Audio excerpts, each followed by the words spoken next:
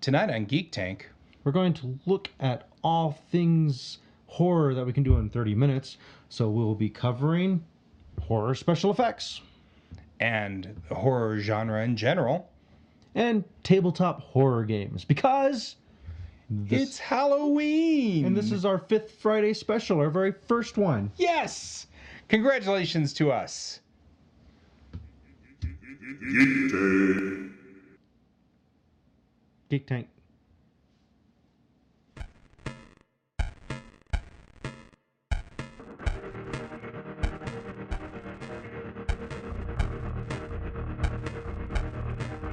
Put your red shirt on and a brown coat too. Everybody's joining the crew. You got just one ring that'll rule them all. Loopy food, remember your towel. Get your hammers and your needler guns. A sonic screwdriver or a sword plus one. Use Valerian steel if it'll get you to come to the Geek Cave. To the Geek Cave. The Rocky Mountain Geek Cave. Hi, I'm Guy, Hi, I'm Troy. and this is our Geek Tank special Halloween special.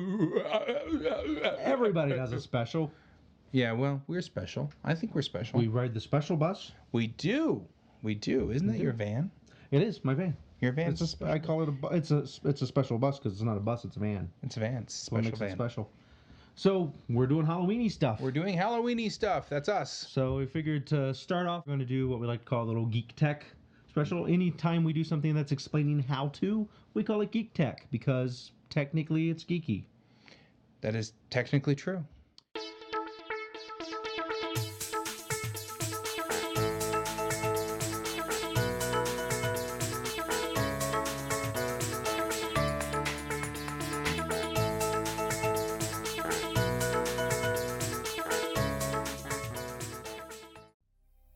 We're going to do a little bit about how to do wound effects.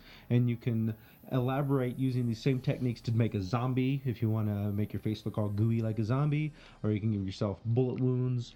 It's the same technique regardless of how you do it. So to start out with, you got to make your fake blood, unless you're just going to go buy some fake blood. I don't like the fake blood you buy because although it's typically non-toxic, not very tasty. So you don't want to be putting it in your mouth. Yeah, you don't really, yeah. But I have a delicious recipe for blood. You just use some chocolate syrup, some light colored Carol syrup, and some red food coloring. So we're going to mix that right now.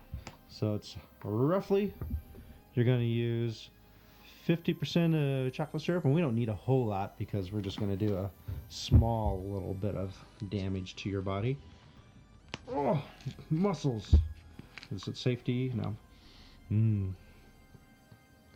It's like pouring molasses.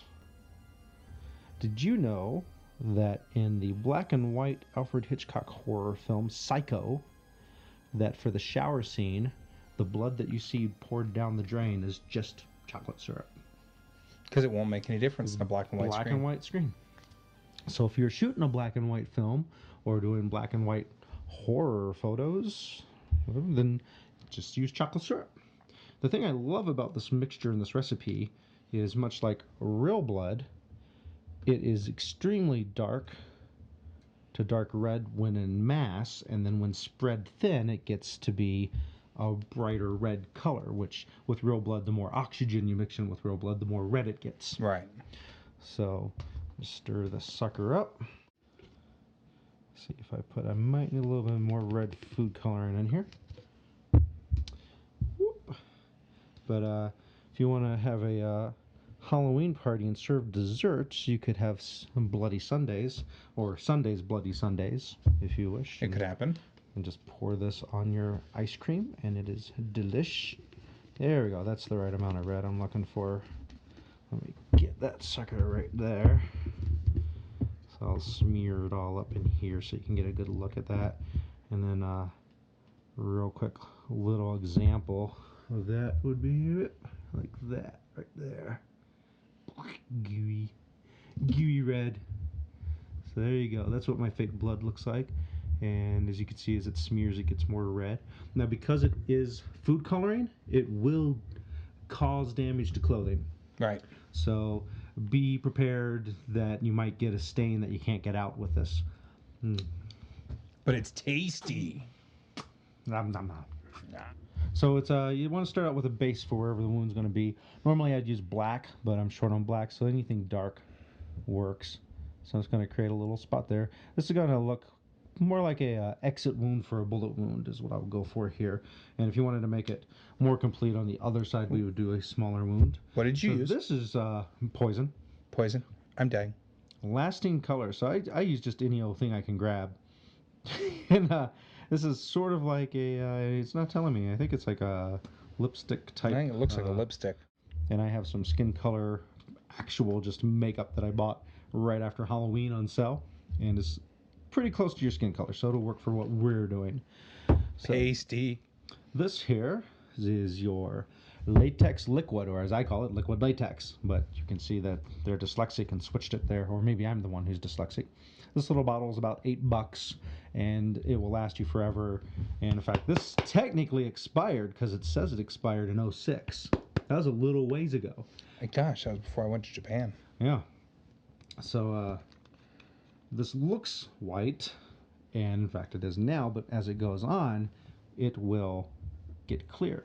So I'm going to put in, it stinks really bad. So using this on your face is unpleasant because of that. So I'm going to put just a little bit here as a base over the black. And that's going to hold what we're going to put on as your flesh. So what I do My is flesh. just tissue. And this is 2-ply. So I make it 1-ply by doing that because I don't need it very thick for what I'm doing. I'm going to tear off just enough to use for right here. Lay it on there. And since it's still kind of square and that does not look accurate, not very hip, it's square. Although Huey Lewis says it's hip to be square. And since we're making it an exit wound, we don't need the outer part of it to be frayed. We want it to be smooth like that. So the first layer of tissue sticks to the skin because of that first layer of latex. And this tissue has a pattern on it, but that's not going to matter because we're making a wound that looks like it's been there a while and skin gets a bit wrinkly and yucky looking anyway. Yeah. If you're doing a fresher wound or something you want to be more aesthetic, like a scar, and you want more control over it, then you're going to want to go with a flatter type tissue. Right. So it's going to get more that. like a zombie wound now. Exactly.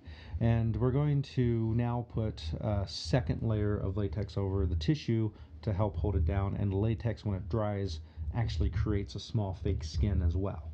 The tissue's just there to give the wound depth. Okay. So put some of this on here. Cover that up. And it'll take about 5 hours to dry, so I'll see you later. No. Actually, it dries a little faster than that. So just let that dry there. And then we're going to, once it's dry, put a layer of skin-colored makeup over that. And you want to make sure you get a skin tone that matches fairly well to your own skin, since it's supposed to be your own skin that's wounded. Right. So we'll pause here for a short commercial break. Hi, my name is Brett Sobel, and I'm one of the co-founders of Nabu Games. Our first game, Stockpile, is now live on Kickstarter. Stockpile is an economic game which plays in approximately 45 minutes. In Stockpile, you play as competing stock market investors with the goal of accumulating the greatest net worth. To do this, you're going to need to buy low and sell high, and manipulate the financial markets to your advantage. You can get all this game has to offer for $39 right now on Kickstarter. So pledge now and support us. Thank you so much.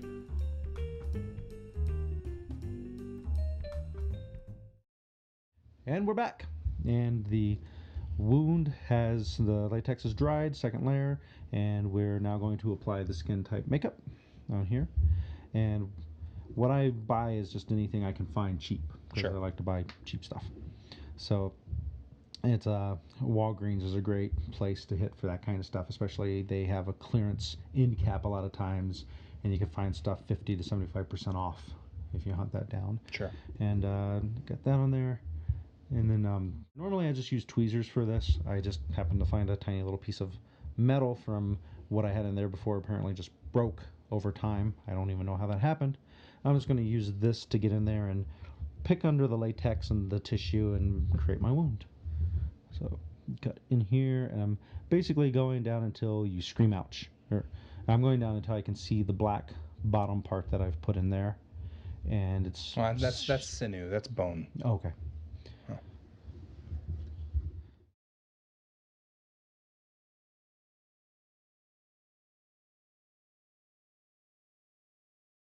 So right now I'm not happy with the silver gray I used because it's not as dark as I'd normally like. So as I put the blood on it, I'm going to put a lot of more blood there on the center. And I use the blood around the edges to help cover up any little imperfections and to make it blend into the skin a little bit more. And then you end up with your wound. Wow. I've been shot. Yep, shot through the hand. Sort of like, Shot through the hand, and you're to blame. I am.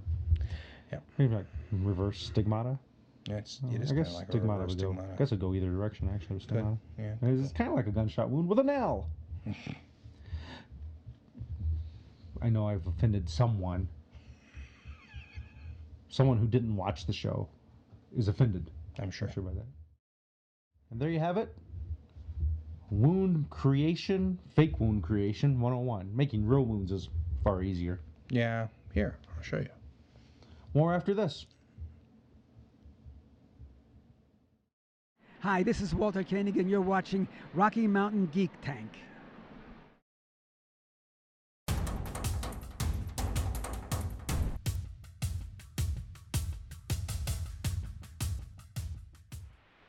Hi, I'm Troy. And I'm Guy. Welcome to the Geek Cave. Woo, it's Geek Cave. It's a cave and it's geeky. Well, Yes. it's more of a basement, but still geeky. You're only getting a tiny fraction of the geekiness from this particular frame. And later episodes, when we do more in the Geek Cave episodes, you'll see more of the Geek Cave. And specifically when we do our in-depth games, gameplay, like when we do Theater of Wars, as we are calling it, you'll see even more of the Geek Cave. Yes. Yes. So welcome to the first time in the Geek Cave as part of our Halloween special. Sounds So- appropriate. So games, board games. Board games. I'm bored of games. No, I'm not bored of games. Boy, that'd be a silly thing to So say. there's a lot of board games that fall into the horror genre. Yes. And this is just a small sampling of that. And you've played a couple. Yeah, I played a few of these. I mean, I've played Zombicide, which I really like a lot. Mm-hmm. I've even played The Fury of Dracula. Let's see here. With the zombie dice. Zombie Dice. I love Zombie Dice. Mm-hmm. And, you know, of course, I haven't played Munchkin Cthulhu yet, but I've played Munchkin. Regular much. And Flux. And Flux, which you can't quite see here. No, So I this got little my guy, Space Flux that I carry around with me everywhere because I like it so much. of course, Flux is a good game, just in Mhm. general. And there's a huge amount of them. I got pretty excited when I saw this one, mostly because it was on sale, and I love a good deal. And it was clearance at Target, and it's Monster Flux, and it's the old classic monsters like Frankenstein, Dracula. And going through there, one of the cards I got a kick out of is they have Detective Kids. Clearly the Scooby Gang Right. there. But it plays just like all Fluxes, and you have your keepers and your goals and everything. Right. So it's Monster Flux, a good all-around family game. Mm-hmm. Yeah. So any age, Yep. as long as they can read and do a little bit of math, you're good to go. Yeah. Don't have to worry about people being offended. And not too far away from that, one of my favorite horror games, although it falls in the genre of horror, it doesn't really instill horror in the people who are playing it so much, is the Crunch Fury of Dracula. And there go all the So pieces. all the pieces. So this game is interesting in that it's everybody against one player. Yep. One person gets to be Dracula, and then it's good for up to 3 other players. I think an angel just got its wings, or Yay. or a devil got its horns. Probably more appropriate. More appropriate for, you know. But Dracula gets his own little map that he gets to hide his moves behind, and he gets to move in secret, going around throughout Europe, creating encounters for the players to have to find. And the goal for Dracula is to create If I remember correctly, it is 6 vampires. If he can create 6 vampires in secrecy without him being caught yet, he wins. If the hunters can kill up to 6 vampires, then Dracula can't win. And the best he can hope for is a stalemate. So and the players are going around to all the different cities searching. And because Dracula's leaving encounters, he leaves a trail. Right. So it becomes a deduction game by the players to hunt down Dracula. And it's a blast. I love this game. And it's the first time I'd seen in rules where it says specifically in the rules, if you're Dracula, don't cheat. Right. So don't cheat, as in case you didn't know. Cheat. Not to cheat. Right.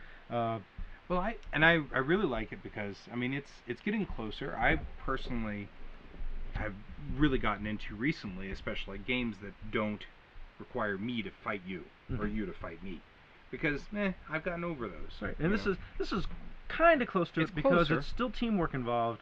You're just playing against one other player. Right. And and if you don't want to be that player and fight everybody else, then you just say, I don't want to be Dracula. I want to be on the team, and usually not a problem. That's generally the way I play. I usually say I don't want to be Dracula. So the reason they say don't cheat in the rules is because Dracula's moves are all done in secret. You theoretically could cheat Easily. What's interesting is they reprinted Dracula. I love the game so much I've got it twice. So they remade Fury of Dracula, and it has gone up to a 5-player game instead of 4 players, so you can have 4 hunters after Dracula in the remake. In this, you've only got 3. A few other changes they actually say in the rules, if Dracula's caught cheating, even if it's by accident, if Dracula's accidentally cheating, he gets a severe penalty. Oh, that's good. Yeah. So they've decided that don't cheat was just not good enough. Not good enough. They decided to say there needs to be, I guess there are people out there who are like, don't cheat. Screw that, I'm Yeah. gonna cheat anyway. Not that I know anybody like that. No names. So if you do catch them, they actually have built-in rules. In the rules, don't say it. He might be watching. He might be one of our 5 viewers. You know who you are, though. And a few other things they changed in it is the movement is different. So the most encounters you can ever have out at a time as Dracula in the remake is 6, because your 7th one recollects. Right. In the original one, if the hunters aren't finding your encounters, you can have a bunch out there. And because of that reason, it can become really frustrating for the hunters to not know if they're on the trail or not. And then, what was that? I had to keep this. The characters. The hunters in the original one are almost mirror opposites. So Von Helsing gets a +1 against vampires and a -1 against thugs, whereas Dr. Seward gets the +1 against thugs, -1 against Dracula. So it's just flips. You actually have very unique skills as the characters in the remake, so it gives you more flavor and makes it more interesting for the characters in that. So it's this is a little harder to find now because it's the older one and out of print. And in some ways this is a better game, but either one, if you see either one, I definitely recommend them to be picked up for a board game to stick in your collection. Stick this back over my collection. So, one of your favorite games, and one of mine, Zombicide. Now, I absolutely adore this game. You do. And the reason I like this game, first of all, is mostly because it's us versus the board. And that's it. It is there's no, I don't fight Troy. Troy doesn't fight me. I've got a little It's OCD with my collection. Yeah, I've reorganized my stuff in here. So instead of it being laid out with a little plastic body casts or whatever you want to call them there, I did this. Right. I got all my little containers. But yes, you play survivors of the zombie apocalypse. Yep. And there's multiple different missions involved, and each mission helps you shows you how to set up the map for that mission. Some missions are find certain items before you can leave the town. Some missions are just straight up get out of town. Right, because they're so miserable. The maps are double-sided, and you just build out your map. Beautiful. Very nice. And you have your various cards. Now, currently my miniatures are in a state of no color because I've primed them. Yeah. Because I intend on painting them. And if you check out the Painting 101 Geek Tech that we've been working on, we are up to where I do show you guys how to prime miniatures, which is one of the big steps in getting into painting these guys. But you pick one of your survivors, and each survivor has a different set of traits that helps them survive. Yep. And you use teamwork in finding really nice synergistic ways of using your skills together to achieve your goal. And many of the missions are, if one player dies, everybody loses. Yep. So it's not a Attrition. It's not who can run the fastest. Right.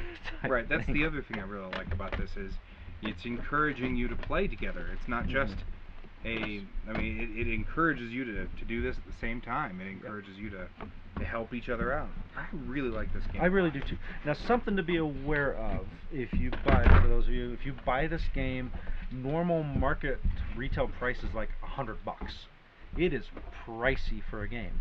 My local friendly local game shop had a deal where they were running where they had a pretty good chunk knocked off of it. So I think I ended up spending about $75 on mine, which is still a lot of money for a game, but it was well worth it in my opinion. I've had a lot of fun with it.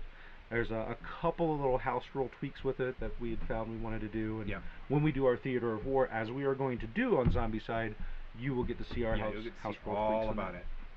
But I love this one. Similar one to that, if you want to spend less money, because this will run you about $20, is Zombies! 3 exclamation points. This is more like if you took Munchkin, the aspect of Munchkin, and mixed it with Zombie Side, because technically you're working to get out of there together, but you get cards that mess up the other players. Right. So it's still a competition. And when you're trying to compete with each other to get out of there, it's really hard. I've played a couple of times and nobody's ever won. We all die because we're all fighting each other trying to get to the helicopter. And I would like to see at some point I attacking this game again, but going at it with a different mindset of let's all agree beforehand that we're not going to play negative cards on each other and try to succeed in the goal and see if it's possible.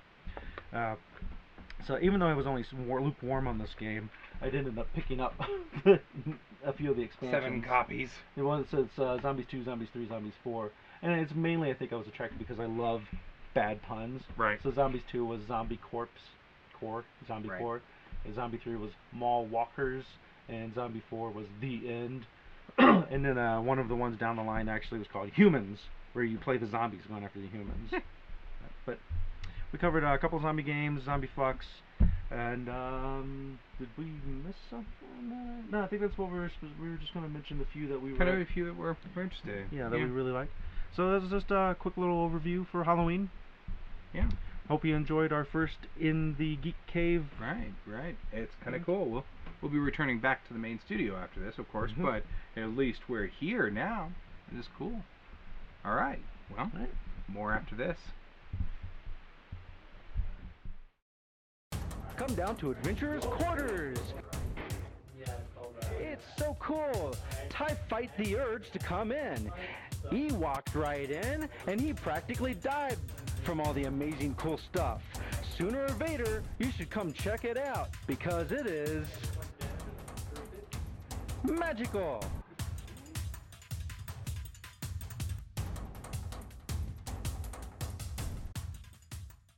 And we're back.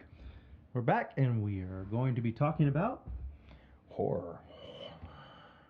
what do you find frightening? Cockroaches. Why? They scurry. I don't know. Actually, I think Anything that scurries.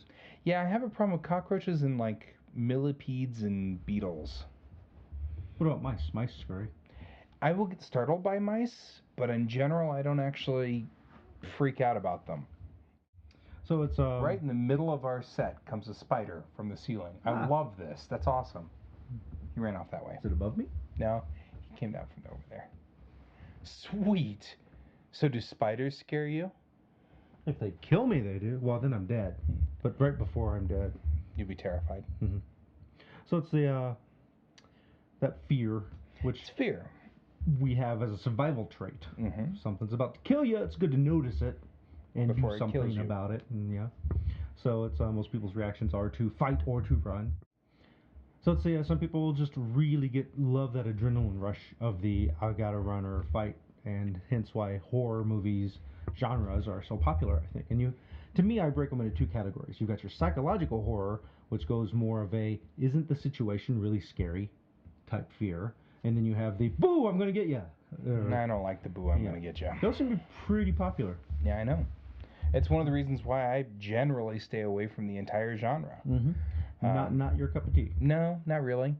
I don't like to. It's interesting. I had seen a documentary about how some people's brains are wired such that they are really thrilled, they're excited by that startle, that fight or flight. And some people, it makes them feel ill. And that's the way it does with me. It makes me feel ill. I feel, sick to my stomach. I don't feel good. So I don't like to be startled. And it's dumping the wrong chemicals into my system. So that's, to me, it feels cheap. Yeah. And it's the, you got me. You pulled one over on me. Haha, very funny type thing, Right, which bothers me. So. Right. That's why I really liked Walking Dead for the most part. I mean, we haven't gotten the TV series. The TV series. They don't have the pop-up book of Walking Dead where you. That would be awesome, though. You've got to admit, and that I probably would find to be markedly more entertaining. But yeah, in general, Walking Dead has been doing a very good job. I mean, I don't know. They've got a couple of cheap scares going in the 4th season. They do. But for the first 3, they really worked hard to not have the cheap scares, and that meant that it was accessible to me. I was able to watch it. I've gotten very used to this movie. This is one of my favorites, of course, Aliens. But I know where each and every one of those jumpy scenes are. It's not like there's a bunch. There's not. Alien was far worse, and it's much harder. Alien was a horror sci-fi film, right? Whereas Aliens is kind of a horror action flick, right? So. And that's it's been one of the commentary all along is there's a big difference between those two movies. They're both very classic. They're both very awesome, but they're very different in what their design is. One's not a horror flick, right?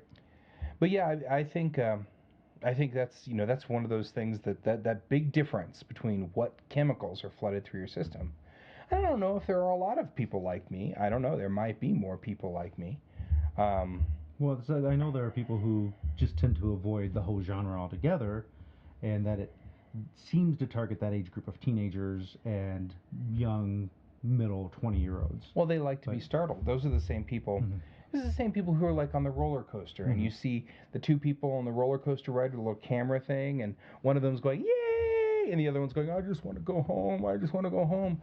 I'm the one that's, I just want to go home. I don't find that fun. I don't find it entertaining. And, my sister is one of the ones who, yay! So clearly it's not a genetic thing, because my sister was always dragging. I was adopted. Sorry. That's true. Well, for the horror genre covers such a huge aspect. And for me, it's one of these things where, as a little kid, much like we did at the show where I did the makeup on you, my brother was huge into horror makeup effects. In fact, his Fangora magazines, he loved collecting those. He loved the aspect of how the special effects were done. He used me as his model when I was a little kid, so I saw at a very young age how the effects were done, which means they never frightened me when I saw them in a movie. I'm like, oh, that's corn syrup and stuff. The Final Destination series, like I have up there, is one of my guilty pleasures, and it's really because it's one of those Rube Goldberg death machines that happens of like, well, you think it's going to kill him this way, but then this whole other weird A, B, C, D, E, F, G, and then the bowling ball falls on him and kills him or something. Right. So, and that's kind of why I like them, but I don't view them as horror films, but they still have those jumpy scenes pop out because it's part of that genre. And to some degree, I'll stay away from the entire genre. My mom was in production. Your mom. And so that gore never really bothered me. It's really the jumpy scene. Like in Walking Dead, up until recently, no jumpy scenes. Right. Tons of gore. Right. Not suitable for our wives because they dislike the gore, even if it is fake. So. But I was involved like you were, understanding all the makeup. So I just sit there and watch and go, that's well done. Right. Especially when they do stuff like they combine practicals versus CGI. Right. You have not gotten to a scene yet, but they talked about how they used practical blood spray, but used the CGI to cover up the tubes that were leading to the blood spray. Right, but that's actually really cool. And they said it was great because the actors had something to react to with the blood spray, which if it was CGI, they'd have to time it to make it look like it. But this gave them an actual cue because they could see the blood doing its stuff. Exactly. That works. For me, horror aspect, because to me that's not horror. What I find horrific in films or video games and stuff is the psychological aspect of the situation is just so bad, and it's not the jumpy part. Right. The best spine-tingling thrill I got from something was actually a video game, the very first Silent Hill, where you're playing a writer who's ended up in the weird town of Silent Hill, and he's looking for his daughter who's disappeared. And in one of the scenes, you go into a room, there's a phone there, you go try to interact with it, it says it doesn't work. When you try to leave the room, the phone rings, you go and answer it, and it's your daughter. And her voice, very disturbed, is saying, "Daddy, please help me. He has me. He's hurting me." And it was like, I was so into the character that I'm like, oh my God, this is so frightening. Right. I want to find this thing and kill it. Yeah. So I loved that, though, because that's the type of horror, what I look for in horror. That gives me the same thrill that some people get from the jumpy scenes. Right. I agree. I actually like the psychological horror. And there's aspects of horror that we're not referring to, we're not talking about, where there's nothing scary or creepy. It's the entire thought process of what's going on that makes you suddenly realize what's terrible about this. And I can't think of an example right now off the top of my head, but Although there was a video game that you really enjoyed. yeah, I enjoyed Aliens TC, which was very psychological, which was an old Doom game. The atmosphere. Yeah, it was an atmosphere. That's another aspect. Aliens TC was involved with, it was a patch for Doom, and we even played it, using the early LAN networks. But yeah, it was that same thing. The whole first level was absolutely, there was not a single bad guy in the entire first level. Spoiler alert. Spoiler alert. If you ever get your 486 out and hook it back up and run Doom and then patch it with Aliens TC, now you know how it ends. You were just about to do that too. Yeah, I saw you doing it. Mm-hmm. But yeah, I mean, it was the same thing. You went through the entire level just looking around every corner, and the doors would open and would close, and you could hear the aliens hissing in places, and then there was like steam valves hissing, so you weren't sure whether those were aliens or not, and it was really well done, which goes to show that you don't need high-end super GeForce, NVIDIA GeForce card graphics in order to pull that off. Right, so it's all just about it being smart, right, and how they present it. It's all the smart. Well, that's been our little look into the horror genre and what makes horror horrific. Thanks for watching. It's been our first Fifth Friday special. Yep. Our next one will be in January 2015, when we will do something entirely different from other people. Most people do years in review. We're going to do a year in preview and look at 2015 before it happens. Yeah, you'll see it here first. Because we are on the cutting edge of everything.